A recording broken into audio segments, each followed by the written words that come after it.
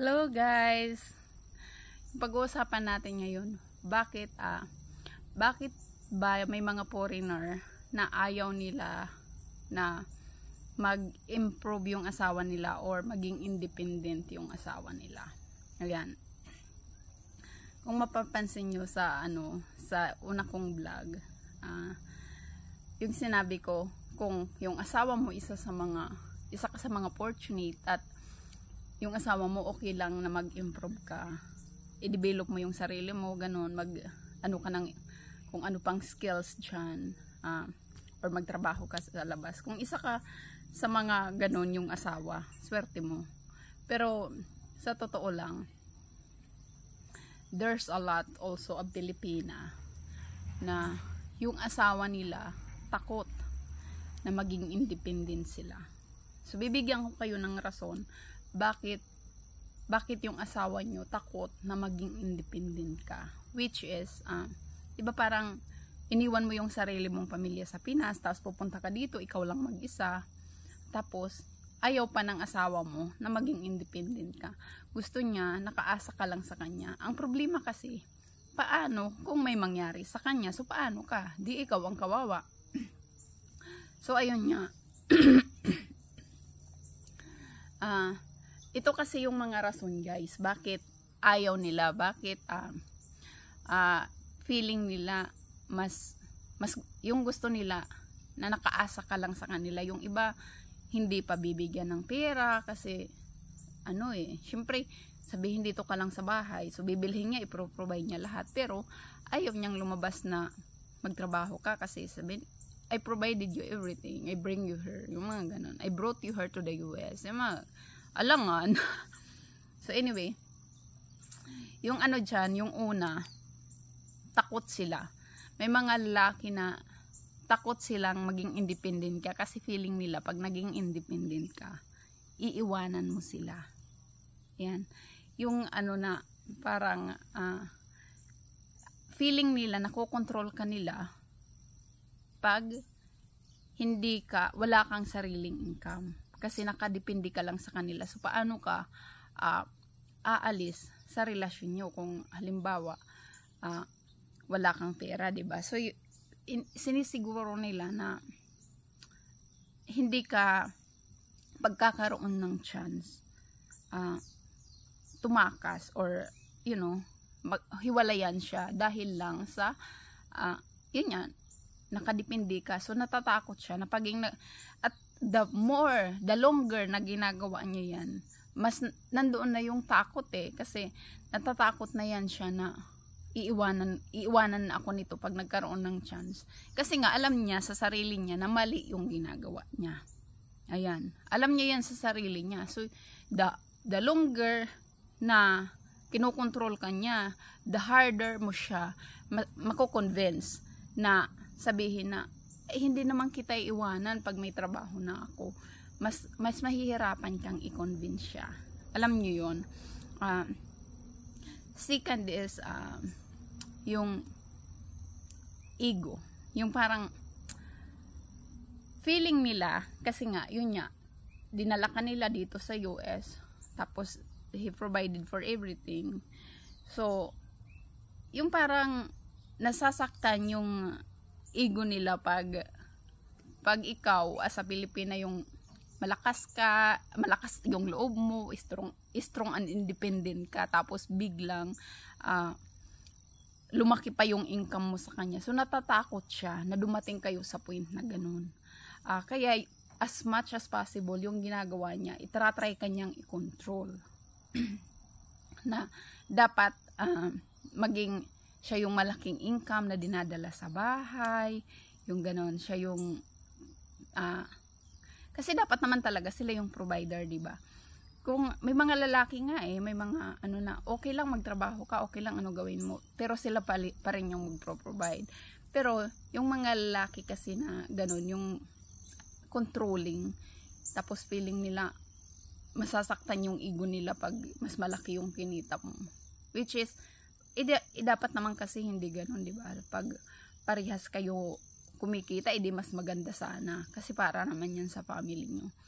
Pero, yun nga, unfortunately, may mga lalaki kasing ganun yung tingin nila na parang tinitingnan nila yung negative sides. Pag ikaw na asawa nila, mas malaki yung kinita kaysa sa kanila. So, na ano din yung problema dyan, yung parang nakokontrol ka niya kasi feeling mo na rin, hindi ka na rin masaya kasi hindi mo magagawa yung gustong gawin, yung mga bagay na gusto mong gawin dahil lang sa, yun nga, kinokontrol ka ng asawa mo na, yung iba, ayaw nila yung lalabas ka mag-work kasi makakakilala ka ng maraming Pilipina. Tapos may influence ka ng mga kaibigan mo, tapos iiwanan mo sila, gano'n. Hindi ko pa na-experience, pero marami akong nakita na gano'n yung scenario. At the way I see it is gano'n. Yung takot talaga sila. Kasi yung iba sasabihin, bad influence yung kapwa Pilipina. Kasi nga tayo, lalo na yung malakas ang loob dito sa Amerika, alam natin sa sarili natin na ayaw natin nang naabuso tayo.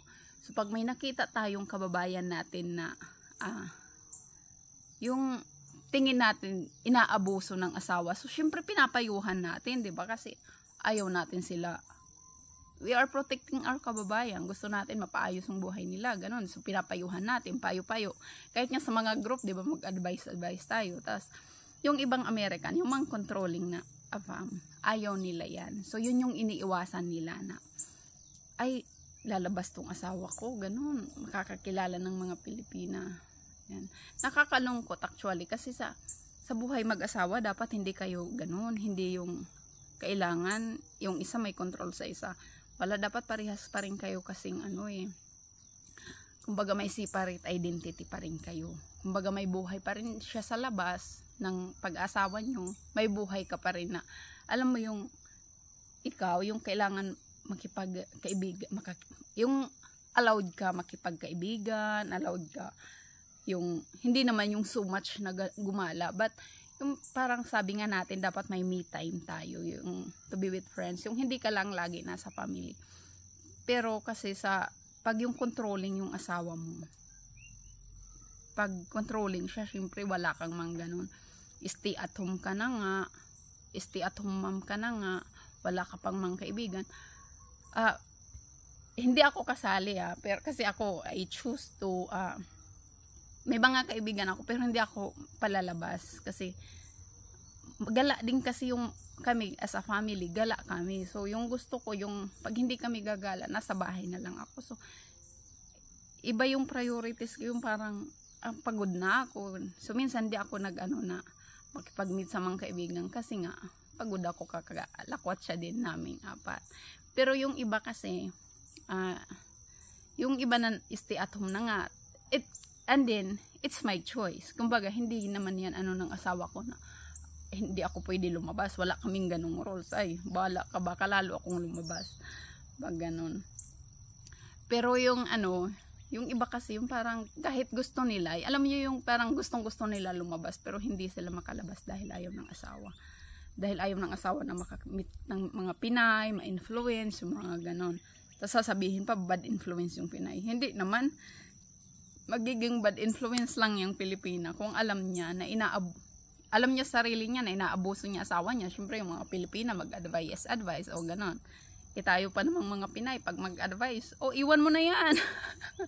Ano pa ginagawa mo dyan? Diba? Pag iniwan siya, na-influence ng Pinay yon. So, ganon. So, yan yung yun yung kadalasan rason. Bakit yung mga foreigner, ayaw nila na maging independent ka talaga. Kung isa ka sa mga nasa ganyang sitwasyon, kung ako sa'yo, pag-isipan mo, kaya mo ba? Kasi, I do believe na maikli lang ang buhay. So, ikaw, kaya mo ba na parang ganyan na yung buhay mo, hindi ka na, parang kontento ka na ba dyan? Kasi kung kontento ka na, kung masaya ka sa ganyan, yung kinokontrol ka ng asawa mo, ganun, okay lang yan. Pero kung isa ka sa mga Pinay na parang may doubt or alam mo hindi ka masaya sa sitwasyon, so ayan, hanapin mong sarili mo. Sabihin mo, hanapin ko muna sarili ko. Kasi the longer na okay lang sa'yo, parang feeling mo ay okay lang yan. Kasi syempre nag-asawa nga tayo, parang alam mo yun, dapat binigay natin lahat ng ano sa asawa natin. Pero kasi hindi pwedeng yung parang may mga moment talaga na mapapaisip ka kung tama ba ito. Kaya maraming naghiwalay kasi nare-realize nila ay hindi pala ako para sa ganitong sitwasyon. Yan. So kung masaya ka sa ganyan, it's fine. Pero yun, kung hinahanap mo yung yung rason bakit ganyan yung asawa mo, sana yung video na to nakatulong. Kasi walang ibang rason dyan kung hindi may pagka self-centered yung asawa mo, selfish at lahat na ng negative. Kahit pa sabihin niya, prenoprotektahan lang kita. Ay, hindi rin. Kasi kung prenoprotektahan kanya, parang pwedeng kanyang protektahan sa ibang paraan. Hindi yung ganyan na parang gusto niya umikot lang yung buhay mo sa pamilya nyo. Kasi hindi naman, it's not necessary na kailangan dyan lang yung buhay mo umikot. Dapat may iba pa rin. Dapat may sarili ka pa ring mundo. Charot. Compare sa yung allowed ka pa rin dapat lumabas dyan para prove yourself na you can do more. Hindi yung lang, para ka na lang alila. Kasi ayaw ko sana gamitin yung term na alila kasi parang ganon din yung may isip mo parang ano ba yan, paulit-ulit na lang, ganito na lang yung buhay ko, tas wala pa akong mga kaibigan, o diba? So mapapaisip ka talaga, may mga moment talagang mapapaisip ka, yan. So sana lang yung parang kung madadaan naman sa usapan, unti-untiin mo siya kausapin. Kung pwede naman baguhin niya yung way ng treatment niya sa'yo, or parang mo rin, i-secure mo din na, kumbaga, bigyan mo siya ng assurance na kahit payagan kanyang lumabas, kahit payagan kanyang trabaho, hindi ka naman magpapa-influence sa mga Pilipino, or hindi ka naman, yung hindi mo naman siya iiwan, ganun. Kasi minsan talaga yung problema sa relasyon, communication, kailangan mag-usap lang kayo ng maayos. Ayan. May mga bagay naman na, may mga bagay na hindi na dadala na sa usapan, gano'n. So, pero may mga bagay talaga sa marriage na napapag-usapan yan. Kumbaga, kailangan mag-meet kayo halfway. Wag mong yung sarili mo na parang na-abuse ka na. Kasi, yun, parang lagi ka na lang okay lang yan. Hindi pwedeng okay, sabihin mong okay kahit hindi. Ayan. So, anyway, thank you so much for watching. Ayan, kung umabot ka sa part na ito, na, sa last part na ito, maraming salamat. At sana patuloy nyo akong supportahan. Ayan. See you on my next one. Bye.